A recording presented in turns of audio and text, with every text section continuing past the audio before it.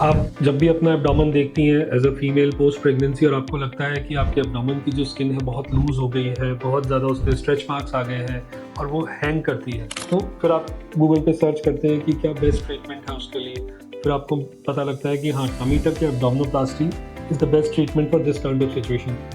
लेकिन उसके साथ गूगल एक्चुअली बम्बार्ड कर देता है आपको वैरायटी ऑफ टमी टक से, जिससे कि कन्फ्यूजन जनरेट हो जाता है कि कौन सी टेक्निक आपके लिए बेस्ट है। सो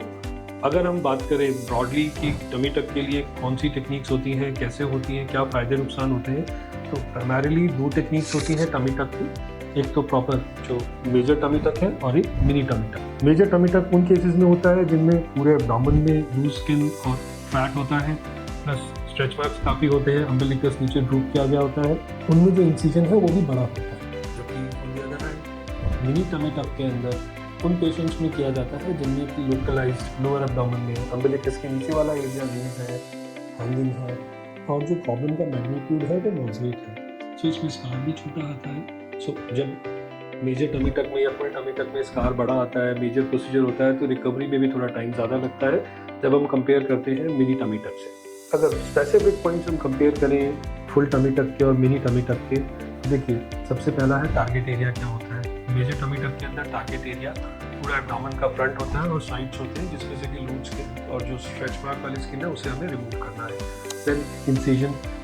फुल टमी टक में इंसिजन लंबा होता है, ट्रांसवर्स होता है, और जो अगर किसी का पहले LSCS या सिजेरियन सेक्शन हुआ है तो उसी इंसिजन का एक्सटेंशन होता है। तीसरी इंपॉर्टेंट चीज़ होती है मसल रिपेयर। फुल टमी टक का एक इंटीग्रल पार्ट है muscle repair, because most of the cases में, मोस्ट ऑफ द फीमेल्स में पोस्ट प्रेगनेंसी में एब्डोमेन की जो मसल है लूज हो जाती है, स्ट्रेच हो जाती है, वीक हो जाती है, तो फुल टमी टक में वो भी रिपेयर हो जाता है। चौथा पॉइंट आता है वो होता है बैली बटन। बैली बटन की पोजीशन फुल टमी टक में सैग करके नीचे चली गई होती है, उसे डिपॉजिट किया जाता है और नेचुरल पोजीशन पे लाके वापस से फिक्स किया जाता है। सो फुल टमी टक किन पेशेंट्स के लिए बेस्ट है? जिन पेशेंट्स में सिग्निफिकेंट सैगिंग है एब्डोमिनल स्किन की, अम्बिलिकस ड्रूप कर रहा है नीचे, मस्कुलर वीकनेस है, अपर पार्ट में बल्ज है, बिकॉज प्रोसीजर का मैग्नीट्यूड थोड़ा ज़्यादा होता है, इसीलिए रिकवरी जो पोस्ट ऑफ रिकवरी होती है या डाउन टाइम होता है वो फुल टमी टक का थोड़ा ज़्यादा होता है as compare to mini tummy tuck. की पॉइंट्स जो मिनी टमी टक के होते हैं, मिनी टमी टक में जो एरिया हम टारगेट करते हैं वो बेली बटन के नीचे वाला एरिया या लोअर एब्डोमेन टारगेट करते हैं, जहाँ पे मॉडरेट स्किन लूजनेस होती है या moderate amount of skin laxity होती है। फिर इंसिजन जो होता है मिनी टमी टक में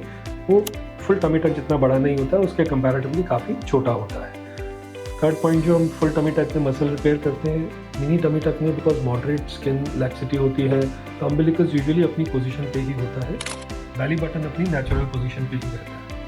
है। मिनी टमी टक इन पेशेंट्स के लिए बेस्ट है, ये उन पेशेंट्स के लिए बेस्ट है जो कि जिनका की जो बॉडी वेट है वो उनके टारगेट बॉडी वेट के आसपास है,